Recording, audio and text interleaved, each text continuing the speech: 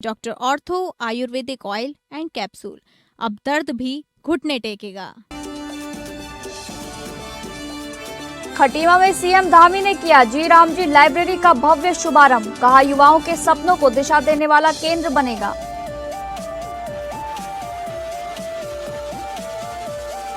चंपावत में बनबसा को मुख्यमंत्री धामी की बड़ी सौगात। सड़क नालियों के लिए 1 करोड़ की पहली किश्त जारी। जलभराव और जर्जर मार्गों से मिलेगी बड़ी राहत।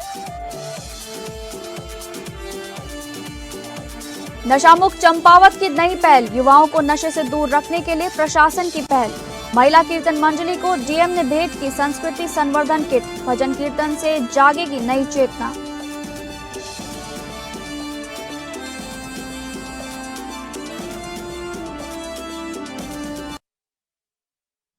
नमस्कार, आप सभी का बहुत बहुत स्वागत है उत्तराखंड न्यूज में। मैं हूं आपके साथ शालिनी राणा। शुरुआत करेंगे उत्तराखंड से जुड़ी खबरों की। खटीमा में ज्ञान और शिक्षा की अलख जगाने के उद्देश्य से जी राम जी लाइब्रेरी का भव्य शुभारंभ किया गया। कार्यक्रम में सीएम धामी ने शिरकत की। इस मौके पर क्षेत्र के जनप्रतिनिधियों, शिक्षाविदों और युवाओं की बड़ी भागीदारी देखने को मिली। धामी ने कहा कि लाइब्रेरी केवल किताबों का संग्रह नहीं, बल्कि युवाओं के सपनों को दिशा देने वाला केंद्र बनेगी। यहाँ शांत वातावरण में बैठकर छात्र यूपीएससी, एसएससी, बैंकिंग और अन्य परीक्षाओं की तैयारी कर सकेंगे। कार्यक्रम में वक्ताओं ने युवाओं से आह्वान किया कि वे मोबाइल और नशे की लत से दूर रहकर किताबों से दोस्ती करें। लाइब्रेरी में प्रतियोगी परीक्षाओं की किताबों के साथ साथ साहित्य, इतिहास और सामान्य ज्ञान की पुस्तकों का भी समृद्ध संग्रह उपलब्ध कराया गया है। स्थानीय लोगों ने इस पहल की सराहना करते हुए कहा कि सीमांत क्षेत्र खटीमा में ऐसी आधुनिक लाइब्रेरी की लंबे समय से जरूरत थी। जी राम जी लाइब्रेरी के शुभारंभ से यहाँ के युवाओं को पढ़ाई के लिए बेहतर माहौल मिलेगा और उनका भविष्य संवर सकेगा।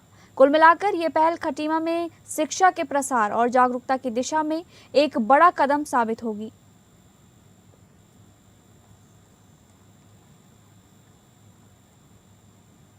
अगली खबर, मुख्यमंत्री पुष्कर सिंह धामी ने बनबसा नगर पंचायत क्षेत्र को बड़ी सौगात दी है। जर्जर सड़कों और खराब जल निकासी व्यवस्था सुधारने के लिए 1 करोड़ रुपए की पहली किस्त जारी कर दी गई है। ये राशि मुख्यमंत्री घोषणा संख्या 336/2024 के तहत स्वीकृत हुई है। कुल 807.42 लाख रुपए की इस योजना के तहत बनबसा नगर पंचायत क्षेत्र में 42 सड़कों और नालों का निर्माण एवं सुदृढ़ीकरण होगा। कार्यदायी संस्था नगर पंचायत बनबसा होगी। क्षेत्रवासी लंबे समय से खराब सड़कों और बरसात में जलभराव से परेशान थे। योजना लागू होने से आवागमन आसान होगा और जल निकासी व्यवस्था मजबूत होगी। बरसात में लोगों को बड़ी राहत मिलने की उम्मीद है। योजना पूरी होने पर जलभराव वाले इलाकों में निकासी बेहतर होगी, जिससे सड़कें टिकाऊ और सुरक्षित बनेंगी। इससे स्थानीय लोगों की रोजमर्रा की दिक्कतें भी कम होंगी। नेपाल सीमा से सटा बनबसा सामरिक और व्यापारिक दृष्टि से अहम जगह है। बेहतर सड़क संपर्क से स्थानीय व्यापार, पर्यटन और परिवहन को रफ्तार मिलेगी। क्षेत्रीय अर्थव्यवस्था भी मजबूत होगा। क्षेत्रवासियों को उम्मीद है कि समय पर और गुणवत्तापूर्ण काम होने से बनबसा की तस्वीर बदलेगी।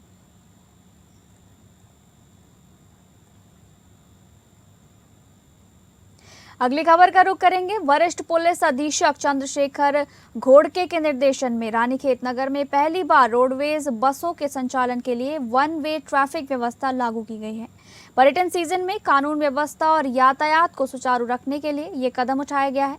रानीखेत में बढ़ते पर्यटक दबाव और जाम की समस्या को देखते हुए स्थानीय लोग लंबे समय से रोडवेज बसों के लिए 1 वे व्यवस्था की मांग कर रहे थे। जनता ने एसएसपी के जनता दरबार में भी इस संबंध में अनुरोध किया था। जनभावनाओं और यातायात की जरूरत को देखते हुए एसएसपी चंद्रशेखर घोड़के ने संबंधित विभागों से समन्वय कर ये व्यवस्था लागू की। रानीखेत पुलिस ने रोडवेज विभाग के साथ मिलकर जरूरी पुलिस बल तैनात किया है। अब रोडवेज बसों का संचालन 1 वे रूट से कराया जा रहा है। नई व्यवस्था से नगर में यातायात का दबाव कम हुआ है और जाम की स्थिति में भी सुधार आया है। स्थानीय नागरिकों, पर्यटकों और वाहन चालकों को इससे बड़ी राहत मिलने की उम्मीद है। आमजन ने इस पहल की सराहना करते हुए इसे जनहित में लिया गया प्रभावी निर्णय बताया है।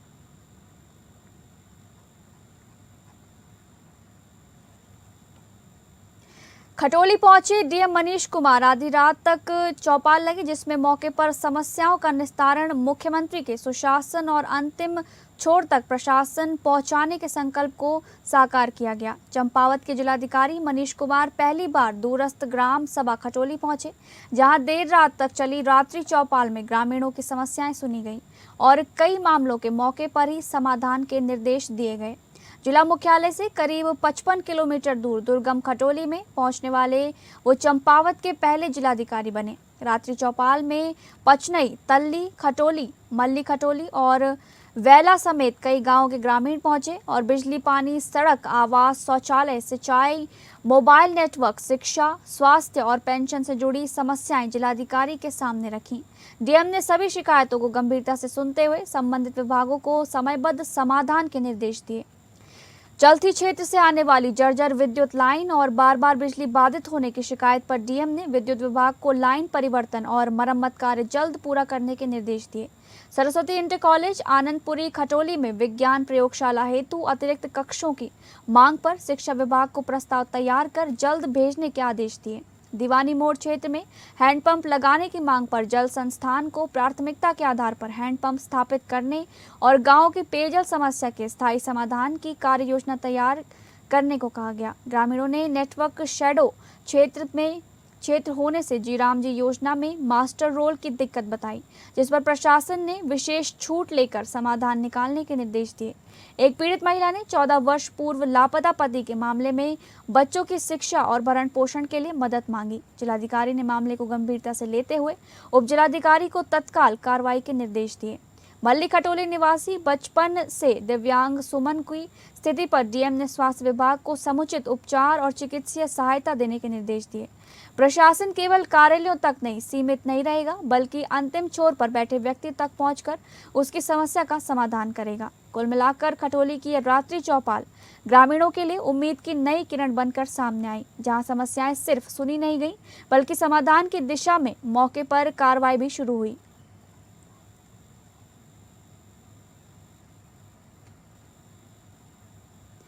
अगली खबर, चंपावत में बढ़ती गर्मी और गिरते जल स्तर के बीच गहराते पेयजल संकट पर जिलाधिकारी मनीष कुमार ने सख्त रुख अपनाया है।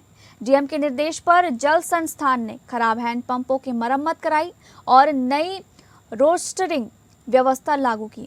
इससे प्रभावित क्षेत्रों में जलापूर्ति बहाल हो गई है और लोगों को बड़ी राहत मिली है। डीएम के निर्देश पर चंपावत से आई विशेष तकनीकी टीम ने पंचेश्वर मार्ग स्थित कली गांव और राजकीय पॉलिटेक्निक संस्थान छमनिया परिसर के खराब सोलर हैंडपंपों को तेजी से ठीक कर चालू कर दिया। इससे छात्रावास के करीब 150 छात्र छात्राओं, 26 आवासीय परिवारों और स्थानीय ग्रामीणों को राहत मिली। पाटनगाड़ और सुई लिफ्ट पेयजल योजना के स्रोतों में 40 से 50% तक पानी की कमी के बावजूद जल संस्थान ने नई रोस्टरिंग व्यवस्था लागू की। इससे नियमित और संतुलित जल वितरण सुनिश्चित हुआ। प्रशासन के अनुसार अब सभी क्षेत्रों में पर्याप्त दबाव के साथ जलापूर्ति हो रही है।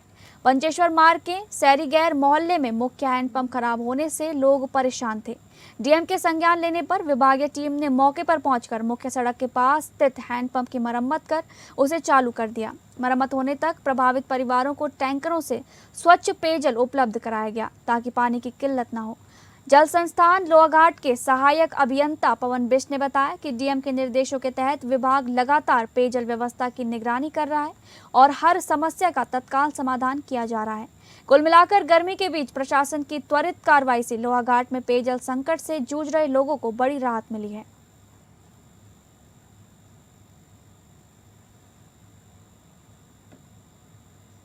जिला अस्पताल चंपावत में रुद्रपुर के Cheema hospital and trauma centre ने विशाल निशुल्क मेडिकल कैंप लगाया। सुबह से ही दूर दराज के गांव से आए सैकड़ों मरीजों की कतारें लग गई। हड्डी, घुटना, जोड़, सांस, नस और रीढ़ की बीमारियों से पीड़ित लोगों को विशेष डॉक्टरों ने जांच के साथ आधुनिक चिकित्सा सलाह और निशुल्क उपचार दिया। ऑर्थोपेडिक एवं जॉइंट रिप्लेसमेंट विशेषज्ञ डॉक्टर गुरसिमरत सिंह चीमा ने घुटनों और जोड़ों की गहन जांच की। उन्होंने एडवांस रोबोटिक सर्जरी की जानकारी दी और जोड़ों को स्वस्थ रखने के टिप्स बताए। पल्मोनोलॉजिस्ट डॉक्टर भरत सिंह रावत ने सांस व फेफड़ों के मरीजों को देखा और प्रदूषण से बचाव की सलाह दी। न्यूरोलॉजिस्ट डॉक्टर धीरज पंत ने नसों और दिमाग की समस्याओं की जांच कर उपचार सुझाए, जबकि फिजियोथेरेपिस्ट डॉक्टर विशाल शर्मा ने पुराने दर्द से राहत के लिए व्यायाम और थेरेपी तकनीक सिखाई। कैंप में माइक्रो लैब द्वारा न्यूरोपैथी, डिक्टेशन और बीएमडी टेस्ट निःशुल्क किए गए। जरूरतमंदों को मौके पर ही मुफ्त दवाइयां बांटी गई, जिससे पहाड़ी इलाकों से आए लोगों को बड़ी राहत मिली। चीमा अस्पताल प्रबंधन ने कहा कि उनका उद्देश्य दूरस्थ पहाड़ी क्षेत्रों तक उच्च स्तरीय चिकित्सा पहुंचाना है, ताकि लोगों को छोटे इलाज के लिए शहरों में न जाना पड़े। कुल मिलाकर ये कैंप चंपावत के लोगों के लिए बड़ी राहत बना, जहाँ इलाज के साथ स्वास्थ्य जागरूकता भी मिली। स्वास्थ्य शिविर के लिए सबसे पहले तो मैं चीमा हॉस्पिटल के मैनेजमेंट को धन्यवाद करूंगा कि उन्होंने हमारे चंपावत जैसे दूरस्थ क्षेत्र में इस कैंप का आयोजन किया। इस कैंप का उद्देश्य विशेष रूप से है कि गरीबों का इलाज हो, उनको सही जानकारी मिले। और जो अभी डॉक्टर गुरमीत चीमा हैं, डॉक्टर धीरज पंत हैं, डॉक्टर भरत रावत हैं, और भी रावत ये क्या कहते हैं बेलवाल जी हैं, चीमा जी हैं, और ये चंदोला जी हैं। इन्होंने जो ये कैंप लगवाया आज, क्योंकि संडे है, वहाँ हॉस्पिटल बंद रहता है, तो संडे के दिन इन्होंने कहा कि यहाँ की गरीब जनता को थोड़ा हमारा जो एक नॉलेज है, जो मेडिकल की नॉलेज है, उसका लाभ मिले। युवाओं को नशे से दूर रखने के लिए प्रशासन की पहल नशा मुक्त भारत, नशा मुक्त देवभूमि अभियान को जन आंदोलन बनाने के लिए चंपावत जिला प्रशासन लगातार नई पहल कर रहा है। इसी कड़ी में जिलाधिकारी मनीष कुमार ने हनुमान मंदिर चंपावत में आयोजित कार्यक्रम में महिला भजन मंडली को मुख्यमंत्री संस्कृति संवर्धन किट भेंट की। यह आयोजन मुख्यमंत्री संस्कृति संवर्धन पहल कला, परंपरा और पहचान के तहत हुआ। किट में मिले वाद्य यंत्रों से महिला कीर्तन मंडली ने भजन कीर्तन प्रस्तुत कर माहौल भक्तिमय बना दिया। महिलाओं ने मुख्यमंत्री पुष्कर सिंह धामी का आभार जताते हुए कहा कि इस पहल से लोक संस्कृति को नई ऊर्जा मिली है और उन्हें अपनी परंपराओं को आगे बढ़ाने का मंच मिला है। जिला प्रशासन की ये पहल सिर्फ संस्कृति संरक्षण तक नहीं, बल्कि युवाओं को नशे से दूर रखने और समाज में सकारात्मक चेतना जगाने का भी माध्यम बन रही है। भजन कीर्तन और पारंपरिक कला के जरिए जागरूकता का संदेश दिया गया। इस दौरान डीएम ने बालेश्वर मंदिर व हनुमान मंदिर में पूजा कर जिले की सुख समृद्धि की कामना की और बालेश्वर मंदिर के सौंदर्यकरण कार्यों का निरीक्षण भी किया। कार्यक्रम में महंत पवन गिरी, व्यापार संघ अध्यक्ष विकास शाह व बड़ी संख्या में स्थानीय लोग मौजूद रहे।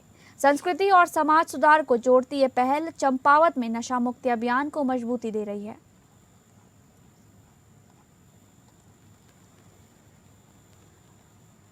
अगली खबर मसूरी से है, जहां लगभग 1 साल पहले नगर पालिका ने मॉल रोड से सभी पटरी व्यापारियों को हटा दिया था।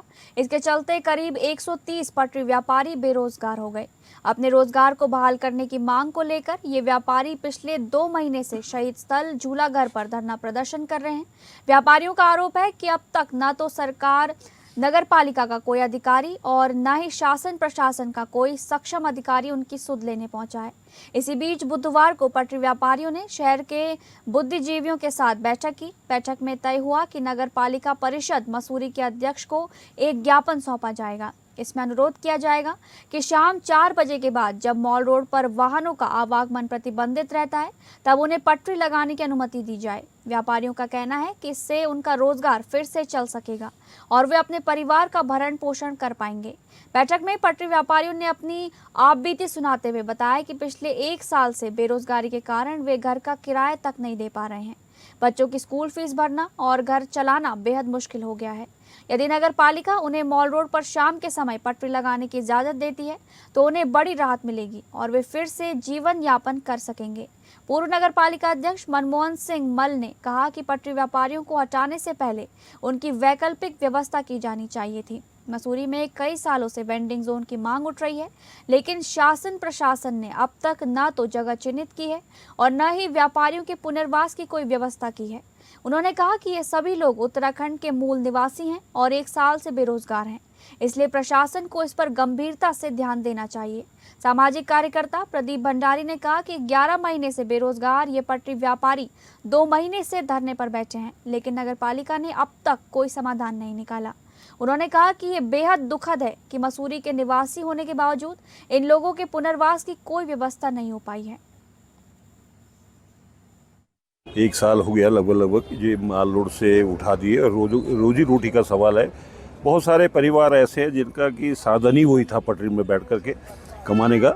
और स्टार्टिंग में जब ये हटाने की बात हुई तो मैं सबसे पहले मई लाइब्रेरी में बाजू थिएटर के पास जब इन लोगों को बैठ कर के बातें हुई थी, तत्पश्चात जो है नगर पालिका बहुत सक्रिय हो गई। साहब ये कांग्रेस के लोग जो हैं हमारे बीच में दखलंदाजी कर रहे हैं। मैंने कहा मैं कांग्रेस और भाजपा की बात नहीं करता हूँ, पहले बात करता हूँ शहर की, कि शहर को शांतिपूर्ण तरीके से कैसे चलाया जाए।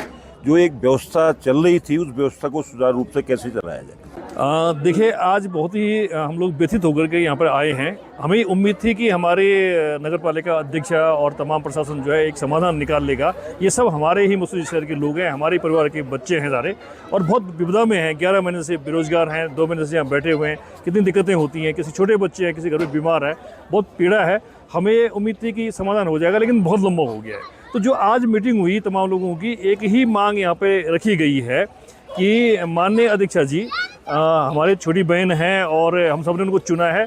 हम एक बार पुनः उनसे निवेदन कर रहे हैं, आपके माध्यम से भी कर रहे हैं, उनको मिलने भी जा रहे हैं। हमने एक पत्र तैयार किया है कि आप जब तक कोई समाधान नहीं होता है, जब तक इनके वेंडर जोन नहीं बनता है, तब तक इनको यथावत जहाँ पे रहते थे वहाँ पर माल रोड पर शाम को 4 बजे बाद तब ट्रैफिक बंद हो जाता है, कोई दिक्कत नहीं होती है। तो 4 से और 7-8 बजे 9 बजे तक जो भी इनकी दुकान लगती हैं उनको लगाने की अनुमति तब तक दे दी जाए जब तक इनके वेंडर जोन नहीं बनता है या कोई अस्थायी समाधान नहीं आता है। ये हम मांग। उत्तराखंड के मुख्यमंत्री पुष्कर सिंह धामी हरिद्वार में क्षत्रिय कलोता समाज द्वारा चलाए जा रहे श्री आनंद धर्मशाला ट्रस्ट द्वारा आयोजित एक कार्यक्रम में मुख्य अतिथि के रूप में शामिल हुए। ये कार्यक्रम गंगा दशहरा के पावन अवसर और उससे जुड़े योजनाओं के दौरान हुआ। इस मौके पर सीएम धामी ने उत्तराखंड में पर्यटन, युवा उद्यमिता और स्थानीय रोजगार को नई गति देने पर जोर दिया। आ रहे हैं, जा रहे हैं, तो उसके कारण से बड़ी संख्या हो रही है और इस समय लोगों के दर्शन करवाना, उनका सुरक्षित यात्रा करवाना, ये हम लोगों के लिए एक बड़ी चुनौती है। लेकिन भगवान की कृपा से, गंगा मैया की कृपा से आगे बढ़ रहा है। मैं अपनी तरफ से कैलाश जी का बहुत, क्योंकि वो हम लोगों के ऐसे मेरे बड़े भाई के रूप में हमेशा से उन्होंने मेरा बहुत हमेशा सहयोग किया। हमेशा संगठन में भी हम लोगों ने आपके सानिध्य में, आपके साथ में रह के हमने काम किया था। आप तो समझ ही रहे होंगे, मैं तो छोटा हूं से काफी तो इस नाते कैलाश जी ने बहुत ही पावन कार्य के लिए मुझे आप सबके बीच में आने का अवसर मिला और दिया। विशाल जी पटेल पूर्व विधायक हमारे, जिनका मैं अभी संबोधन सुन रहा था यहाँ पर, इन्होंने बहुत अच्छा संबोधन किया। फिलहाल उत्तराखंड न्यूज में बस इतना ही। नमस्कार।